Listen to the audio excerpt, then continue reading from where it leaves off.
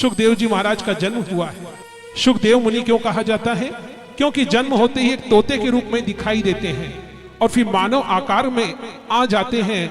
यहां पर भी श्री सूत जी महाराज एक कथा में कथन कहते हैं कि एक समय की बात है, एक शुक एक तोता आकर के मान सरोवर में आकर के बैठ गया। विशाल वृक्षों वाले वटवृक्ष के ऊपर बैठा हुआ है।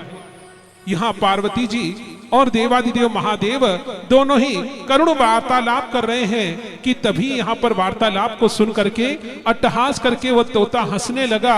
जैसे ही हंसता है महादेव जी को क्रोध आया, उन्होंने जैसे त्रिशूल फेंका, वो त्रिशूल को देख करके भय विहल होते हुए वायु में तीव्र उड़ान भरते भरते वह पहुंच गया और जैसे ही सरस्वती नदी के तट पर पहुंचा, अरणी माता जो गर्भवती थी, उनकी एक सखी थी जो उनकी सेवा कर रही थी, केशों की सेवा कर रही थी, केश संवार रही थी और केश संवारते हुए जैसे केशों को खींचा और आह करके उन्होंने जैसे मुंह को ऊपर की ओर किया, वो सुख उनके मुखारविंद से गर्भ में विराजमान हो गए।